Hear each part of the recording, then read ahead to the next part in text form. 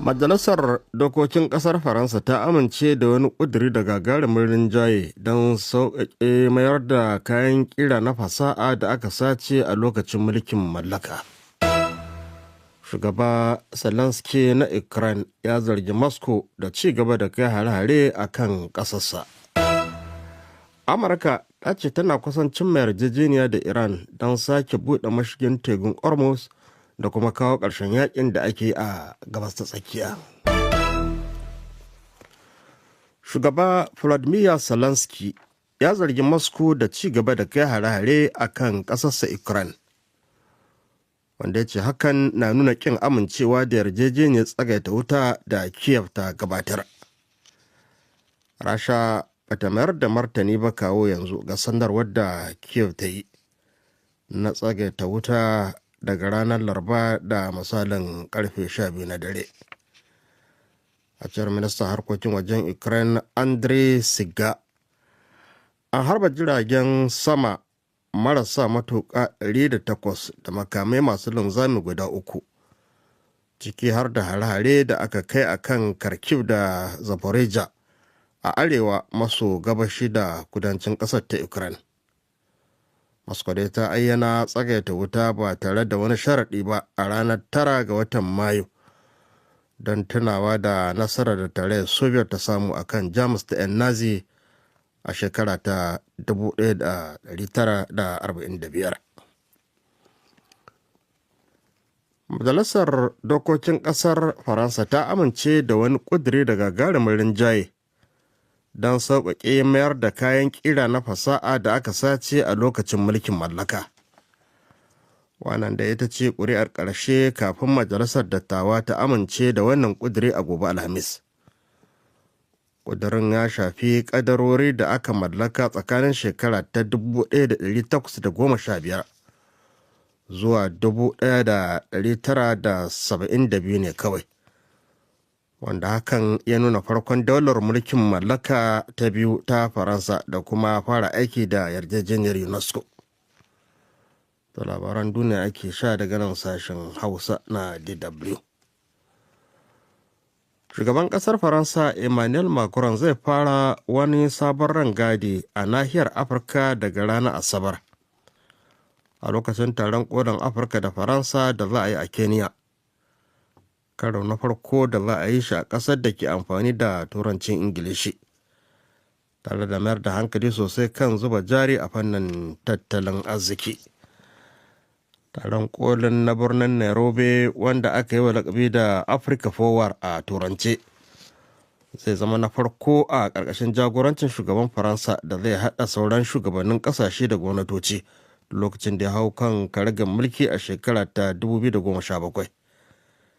Kafin ya isa Kenya, Macron zai tsaya a Masar a ranar Asabar, inda shi da takwaransa Abdel Fattah al-Sisi za su buɗe jami'ar Senghor Francophone a birnin Iskandariya. Amurka ta ce tana kusan cimma yarjejeniya da Iran don sake buɗe mashigin tekun Hormuz da kuma kawo ƙarshen yakin da ake a gabas tsakiya. Kamar yadda wata kafar yaɗa labarai ta Amurkan ta rawaito, wadda ta ambato majiyoyi da dama da suka san lamarin. A cewar kafar ta Axios, jami'an Amurka guda biyu da wasu majiyoyin guda biyu sun ba da rahoton takardar fahimtar juna mai shafi ɗaya da nufin kawo ƙarshen yakin da kuma kafa tsarin tattaunawar nukiliya. Tun farko shugaban Amurka Donald Trump ya dakatar da aikin rakiya tare da ba da kariya ga jiragen ruwa a mashigin Hormuz, wanda aka yi wa lakabi da Project Freedom saboda ci gaban da aka samu a tattaunawar da ake yi da hukumomin Iran. To labaran duniya kenan annan daga nan sashen Hausa na DW. Ta gaida Abdulrahman Hassan da ya fassara ya kuma karanto labaran duniya. DW harkokin yau. Ta harkokin namu na yanzu za a ji cewa tsohon shugaban majalisar dokokin Kamaru Kavaye Jibril ya rasu.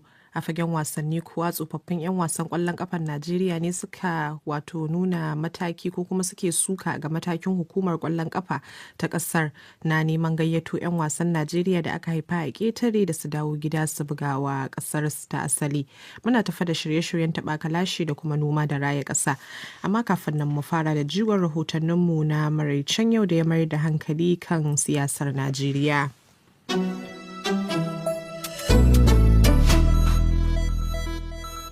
To a Najeriya dai ana kallon wani sabon rikici na siyasa ya kunno kai a tsakanin gwamnoni da ke shirin barin gado a daidai lokacin da suka kama hanyar rikidewa zuwa neman kujerun majalisun tarayya. Daga Abuja, wakilinmu Ubala Musa ya aiko mana da ƙarin bayani kan wannan batu. A bayyana jama'a dai, gwamnonin da ke naɗi suna turewa na ikirarin zama shugabannin jam'iyya a jihohin nasu. To sai dai kuma a zahiri na siyasar tarayyar Najeriya dai, 'yan majalisar na ta kama da miƙa wuya da ƙilbotar gado ga shugaba Bola Tinubu a lokaci mai nisa. Sanata Bala na Allah da tsohon ɗan majalisar dattawa na ƙasar ne. Gwamnoni suna son su zo su tsaya Senate saboda mahi yawansu suna so su ne gwamnonin jihohinsu kuma su ne sinatoci. Saboda kafin su baro sun ɗauki waɗanda suke ganin yaransu ne sun sa sai abin da suka ce. To duka wayannan abubuwa demokradiyya tana shiga cikinsu. Amma daga ƙarshe za ka zo ka ga cewa wannan shirye-shiryen don ba saboda Allah aka yi shi ba zai samu gindin zama ba. Ƙoƙari na yi don Allah ko kuma gwamnati ta neman iko.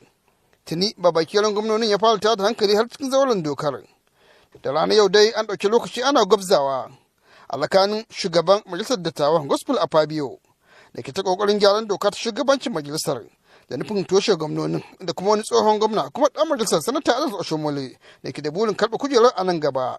Farfesa Kamilu Sani Fagede na zaman ƙwararre a cikin harkar mulki da kuma ce gwamnonin suna ta aiken saƙon da ke da munin gaske a makoma ta siyasar tarayyar Najeriya a halin yanzu. Yawancin su ma wanda suka koma daga gwamna suka tafi suka yi 'yan majalisar dattijai ba sa tsinana komai. In ka duba za ka ga yawanci a majalisu kawai suna ɗumama kujera ne ba abin da suke yi.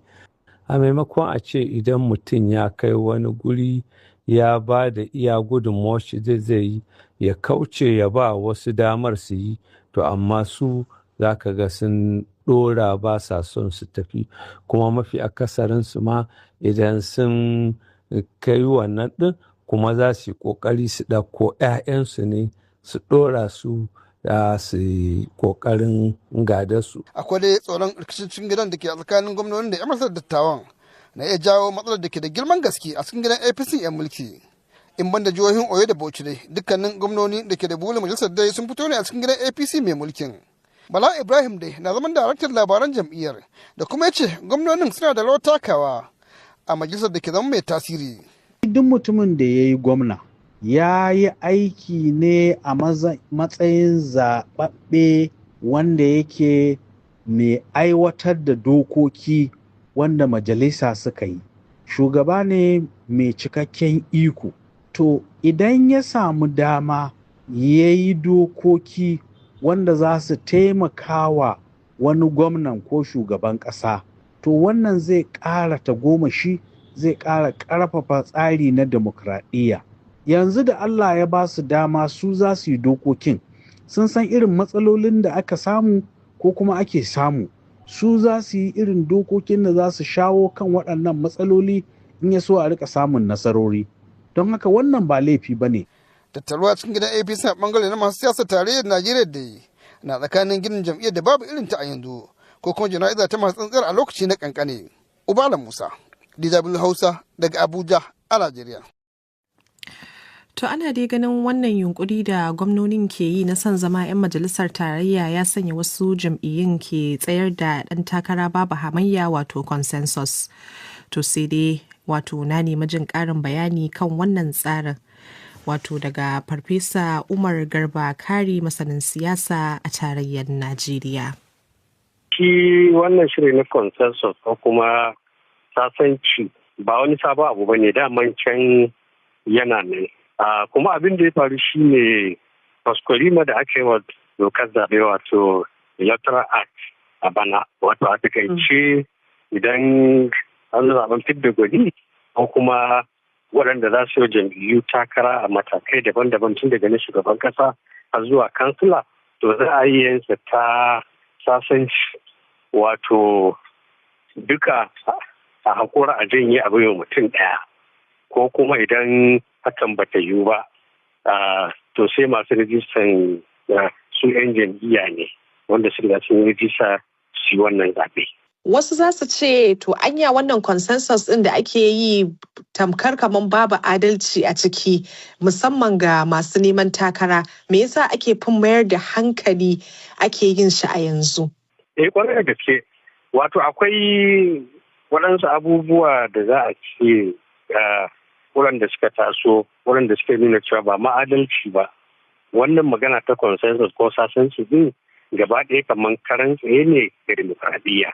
Abin da yake faruwa shine a mafiya yawan lokatai tilastawa ake wa masu sha'awar yin takara.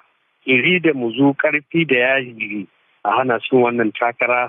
Waɗansu lokatai ma kawai akan fito ne a ayyana wani a ce ai shi ne ɗan takara na sasanci. Farfesa, idan na fahimci shin hakan kenan koma baya ne ga demokuraɗiyya ba ci gaba ba? Kwarai da gaske ai yanzu abin da yake faruwa wannan consensus din ta da kurakurai da gaske, ta jawo rarrabuwa, ta jawo cece kuce da kusuma da rikice-rikice a cikin jam'iyyu, wanda kuma wannan koran ba lallai bane ma tabbata har lokacin babban zaɓe yanzu. Haka, to Farfesa, me yasa ake ganin hakan a ɓangaren jam'iyyu masu mulki ba kamar yadda aka saba gani a ɓangaren adawa ba? To an saboda tunani akan cewa jam'iyyu masu mulki su ne suke da kyakkyawan dama, ko kuma idan mutum ya yi takara a karkashin su yana da kyakkyawan daman samun nasara. Ai in aka duba sai a gama an fi yin takara, mutane da dama sun fitowa sun da sha'awar yin takara a jam'iyyar take da madafun iko. Saboda ko ba komai akwai ɗaurin gindin gwamnati da hukumomin gwamnati. Sa'an nan a ɗaya ɓangaren kuma su jam'iyyun da ba su madafun iko, wasu su ma zawarcin mutane suke su zo su yi takara. To saboda haka maganin wani tilastawa ko kuma ɗauki ɗaura bata mata so ba. To amma Farfesa, wasu za su ce anya wannan tsari na consensus ba kamar wata kutun gwila ce ta siyasa da gwamnonin da wa'adinsu ke karewa ke karfafawa ba domin su samu daman takara a majalisar tarayya? To hakan ne, amma kamar da na faɗa ita wannan consensus karin manta kamar da na faɗa baya tana kan doka, tana cikin wannan dokar zaɓe ta electoral. To amma irin yadda ake sarrafa ta ne ba daidai ake yi ba. Wato babban dalilin da yasa aka kawo ta shine a rage hayaniya da katsaniya a lokacin zaɓukan fidda gwani. To amma su kuma gwamnoni waɗanda su ne suke rike da jam'iyyu a matakan jiha shi kenan sai suna amfani da wannan kamar wata dama ce ta faru ta samu su yi kama karya su abin da suke ga dama. To Farfesa Umar Garba Kari kenan masanin. To da fatan za a kasance da shirye-shiryenmu na ranakun ƙarshen mako da ma sauran shirye-shiryen sashen Hausa na DW. Yanzu kuma shirin zai nufi ƙasar wato Kamaru, inda tsohon shugaban majalisar dokokin ƙasar Kavaye Jibril ya rasu yana da shekaru 86 a duniya. Mutumin da ake yi wa kallon wanda ke da alaƙa ta kudda shugaban ƙasar Paul Biya ya jagoranci majalisar dokokin Kamaru har na tsawon shekaru 34 kafin daga bisani a maye gurbinsa. Zakar Sado ya aiko mana da ƙarin bayani kan rayuwar marigayin.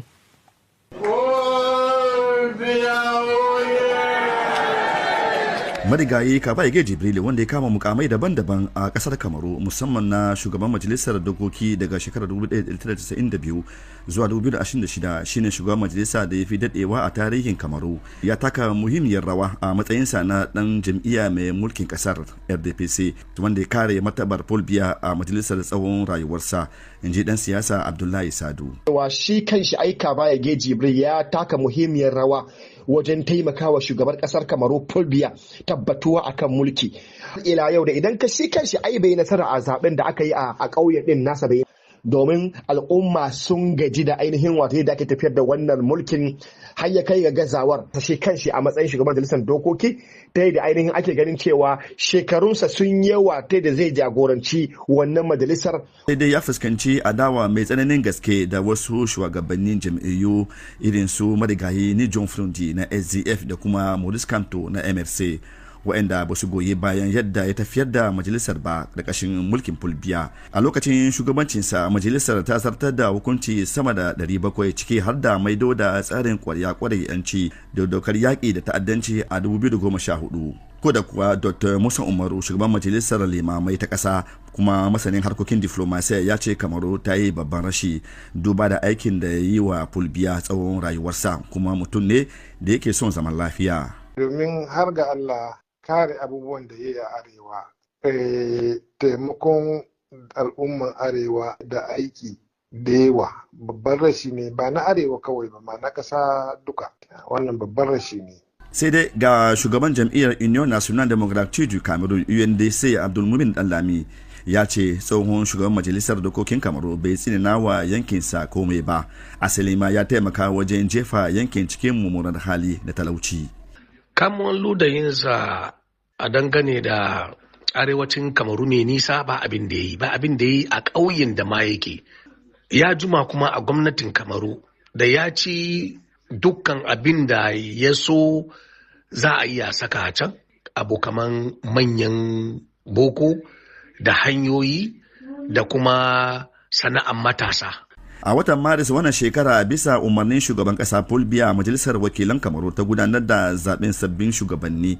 Wannan ya kawo ƙarshen mulkin tsohon shugaban majalisar da ya kwashe shekaru 34 yana jagorancin majalisar tun shekarar 1992. Zalika tsohon shugaban majalisar dattawan Kamaru Marcel Nyadifenji ya mutu ne wata guda da mai gurbinsa da na'ibinsa ya mutu yana da shekaru 91 ya jagoranci majalisar tsawon shekaru 13. Zakari Sadu, DW sashen Hausa daga Duwala, Kamaru. To yanzu kuma sai yankin gabas ta tsakiya inda a daidai lokacin da ake kokarin farfado da zaman tattaunawar sulhu tsakanin Amurka da Iran a birnin Islamabad na Pakistan. Kasar Iran ta gargadi Isra'ila da haɗaɗɗiyar daular Larabawa bayan ta zarge su da shirya mata makarkashiya na kai hare-hare. Wakilinmu na yankin Mahmud Yaya Azare na ɗauke da ƙarin bayani. Kamar dai yadda tashar yada labarai ta Tasnim da ke da dangantaka da mahukuntan Iran ta rawaito, babban hafsar rundunar sojin ƙasar ta Iran Ismail Kasimi ya sha alwashin kalubalantar kutun gwilar da Isra'ila tare da haɗin gwiwa da daular Larabawa ke kitsawa ƙasarsa da nufin kai mata hare-haren bazata ko ma ƙaddamar mata da samame ta ƙasa a kowane lokaci.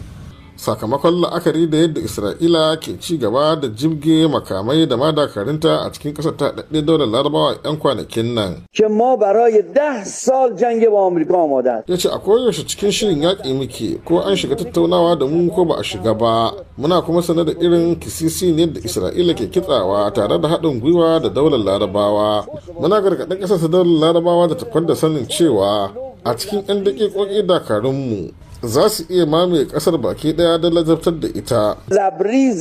Wala Allah irin wannan fargabar ce ta sanya kasar ta Iran a shekarun jiya Litinin ta kai wasu hare-hare kan kasar ta daular Larabawa da ta ce na kan da garki ne bayan da ta ga dakarun Amurka da na Isra'ila na saita rokoki a yankin Fujera da nufin harba su kan kasar ta Iran. Tun bayan da ta kulla hulɗa da Isra'ila a shekarar 2020 dai ƙasar ta haɗaɗɗe daular Larabawa ta fi mai kura shafawa wajen zawarcin ƙasashen Larabawa da su kulla hulɗa da Isra'ilan gami da sahale mata duk wasu abubuwan da suka shafi maslaha da muradunta a ƙasarta musamman ma a ɓangaren bayanan leƙen asiri da na tsaro. Kamar da yadda jaridar Financial Times ta wallafa a makon da ya gabata a 'yan kwanakin nan ƙasar ta daular Larabawa ta zama wani sansanin sojin Isra'ila da suke ci gaba da kakkafa na'urorin harbo makamai da garkuwar kakkaɓo su game da tsara taswirar yadda za a kai wa ƙasar ta Iran samame ta ƙasa. Haka zalika tashar talabijin ɗin Isra'ila tantufo ta nakalton Yahoo na cewa irin haɗin kan da ƙasar ta haɗaɗɗe daular Larabawa ke ba wa ƙasarsa a yanzu na karfafa masa gwiwar cin nasara kan kasar ta Iran ko ba tare da yin kawance da kasar Amurka ba.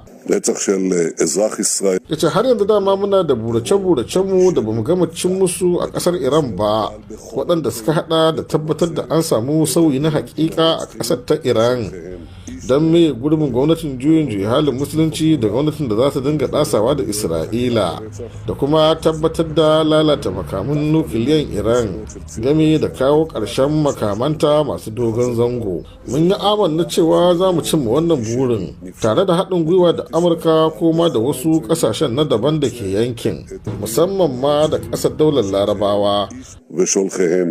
Wala Allah hakan ne ya sanya da dama daga cikin masharhanta ke yin mummunar fata ga yunkurin da ake na farfado da tattaunawar Pakistan, wacce suka amanna cewa ko da an kai ga nasarar cimma yarjejeniya